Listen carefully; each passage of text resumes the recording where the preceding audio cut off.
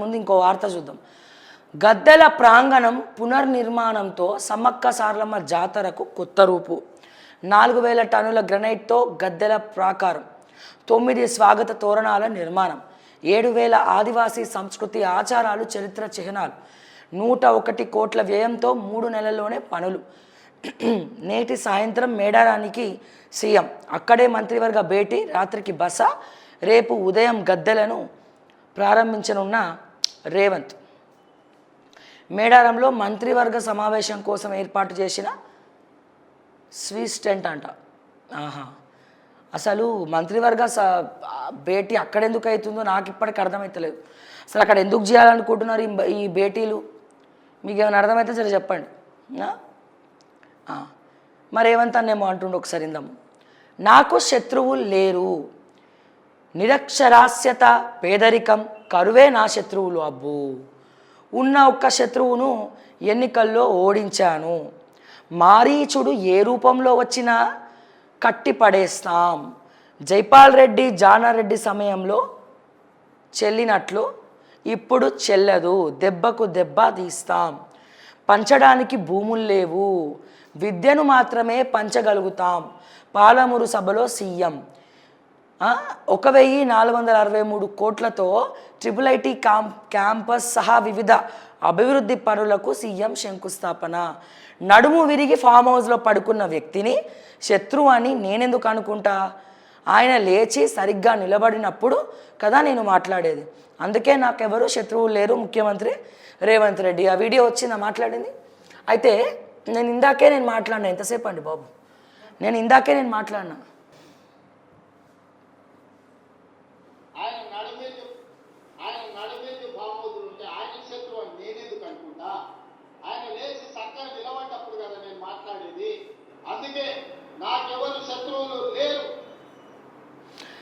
నీకెవరు శత్రువులు లేరని అనుకోకు రేవంత్ అన్న. నీకు ప్రథమమైనటువంటి శత్రువు నేను ఉన్నా కదా. నేను నీ శత్రువునేగా. అనునిత్యం నీ వెనకాల పడుతూ, అనునిత్యం మీరు చేసేటువంటి, నీ అన్నదమ్ములు చేసేటువంటి స్కాములను బయట పెడుతూ అనునిత్యం నేను మాట్లాడుతూ ఉంటే శత్రువులు లేరంటావేంది?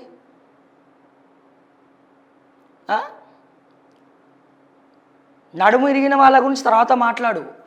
ఫస్ట్ మేము ప్రతిరోజు ప్రశ్నిస్తూ ఉన్నాం. నువ్వు ఎవరెవరినైతే మోసం చేసినవో, ఏ తెలంగాణ ప్రజలనైతే నువ్వు మోసం చేస్తున్నావో వాళ్ళందరూ నీకు శత్రువులే. నేనే నీకు ఒక మొట్టమొదటి శత్రువు. తెలంగాణ ప్రజల్ని ఎప్పుడైతే నువ్వు మోసం చేయడం షురూ చేసినావో అప్పుడే నేను నీకు ఒక ప్రథమ శత్రువునైనా. ఎప్పుడైతే తెలంగాణ ప్రజలకు నువ్వు మేలు చేస్తావో అప్పుడే నేను నీ మిత్రురాలను అవుతా. ఓకే, ప్రథమమైనటువంటి శత్రువు నేనే అన్నట్టు. రేవంత్ అన్న, నాకు డౌట్ ఏంటంటే రేవంత్ అన్న, ఆల్రెడీ లాస్ట్ టైం ఏదో తొక్కినట్టున్నావు, అందుకే అప్పుడప్పుడు తిక్కగా మాట్లాడుతూ ఉన్నావు. నువ్వు ఈ మధ్య తిక్కగా ఏం మాట్లాడుతున్నావు ఏంది అనేది కూడా నేను మాట్లాడుతూ ఒక్కొక్కటి వస్తా. చాలామంది లైవ్లో కమెంట్లు పెడుతుర్రు, శ్రావ్య గారు ఏంటండి మీరు ట్రాఫిక్ చలాన్ల గురించి రేవంత్ రెడ్డి మాట్లాడితే మీరు మాట్లాడకపోవడం ఏంటండి అని చాలామంది అడుగుతున్నారు. సో లైవ్లో కూడా మెసేజ్లు వస్తూ ఉన్నాయి. సో దీని గురించి కూడా నేను మాట్లాడే ముందర ఒక చిన్నగా చెప్పాలనుకుంటున్నాను రేవంత్ అన్న. లాస్ట్ టైం ఏదో పొరపాటున ముఖ్యమంత్రి ప్రమాణ స్వీకారం చేసేటప్పుడు నిమ్మకాయ గట్రా తొక్కినట్టున్నావు.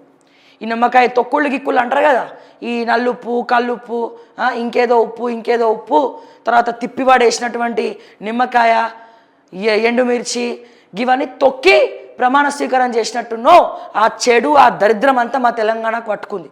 దయచేసి నీకు చేతులెత్తి మొక్కుతున్నా, ఇప్పటివరకు తొక్కిన నిమ్మకాయలు చాలు. ఇవాళ మౌలి అమావాస్య రేవంత్ అన్న, ఆదివారం అమావాస్య, చాలా భయంకరం. ఈరోజు తాంత్రిక శక్తి విపరీతంగా పెరుగుతుందట. తాంత్రికులకు శక్తి పెరుగుతుంది, దైవశక్తి తగ్గుతుంది. ఈ రోజున సాయంత్రం చీకటి పడినాక మాత్రం ఎక్కడ ఓకు రేవంత్ అన్న. ఒకవేళ పోయినా దారిలో నిమ్మకాయలు ఉన్నాయా మీ గన్మ్యాన్ల నేరం అని చెప్పు. నిమ్మకాయలు ఉంటే కనుక ఆ నిమ్మకాయలు తొక్కకు. కారు పొరపాటున కూడా దాని నుంచి ఓనియకు రేవంత్ అన్న. ఎందుకంటే నువ్వు మళ్ళీ ఏమైనా తొక్కరాంది తొక్కితే, నువ్వేమైనా పొరపాటున తొక్కరాంది తొక్కితే మళ్ళా మా తెలంగాణ ఇంకా దరిద్ర పాలవుతుంది.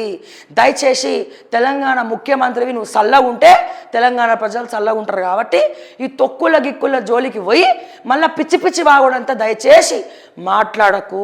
నీకు చేతులు ఎత్తి మొక్కుతున్నా. 100 ఏళ్ళకు ఒక్కసారి వచ్చే అమావాస్య అంట ఇది. మరి ఈరోజు తాంత్రిక శక్తి పెరుగుతుంది, తాంత్రిక పూజలు ఎక్కువ చేస్తారంట. ఆ రోడ్ల మీద డిష్ తీసేసి ఆడిడ పడేస్తారు. పొరపాటున అటు సైడ్ ఓకు, బయటికి రాకు, సాయంత్రం ఏడ తొక్కులు తొక్కకు. రేవంత్ అన్న అసలే వాళ్ళ ఏడో మేడారంకు పోతున్నట్టు ఉన్నావు. చీకటి పడే లోపలనే రా, లేకపోతే హెలికాప్టర్ వాడుకొని గింగిరాలు కొట్టుకుంటూ పో. ఆ పోయేటప్పుడు కూడా అసలే పంచగ్రహ కూటమి ఉంది. ఆ కూటమి దగ్గర కూడా చూడక ఆయనతను. ఒకవేళ హెలికాప్టర్ తిరిగితే ఆ పంచగ్రహ కూటమికి ఆయనతో అడ్డొస్తావు. ఆయనత ఆ పంచగ్రహ సారీ నాకు గొంతు కొంచెం బాగాలేదు, అయినా కష్టపడి మాట్లాడుతున్నా. ఈ పంచగ్రహ కూటమికి ఒకవేళ గాలి మోటార్లో పోయినావు అనుకో, ఆయనతో ఆ పంచభూతాలు కూడా భయపడితే ఆ పంచగ్రహాలు కూడా నీకు భయపడతాయి. వామ్మో రేవంత్ రెడ్డి వస్తుండ్రా నాయన, ఎడదాక్కోవాలరా నాయన, మా కూటమి మమ్మల్ని చేసుకొని ఇస్తలేడరా నాయన అని చెప్పి అక్కడ అవి భయపడతాయి. ఈడ ఎండుమిర్చి, నిమ్మకాయ, తాంత్రిక పూజలు భయపడతాయి. సో దయచేసి నేను చెప్పేది ఏంటంటే, ఎటువంటి గాలి తిరుగుళ్ళు తిరగకు, గాలి మోటార్ లెక్కకు, బాలేదు. ఈరోజు సాయంత్రం నుంచి 7కి ఓకు, ఏ నిమ్మకాయలు చూడకు, ఏ ఎండుమిర్చి తొక్కకు. అర్థమైందా?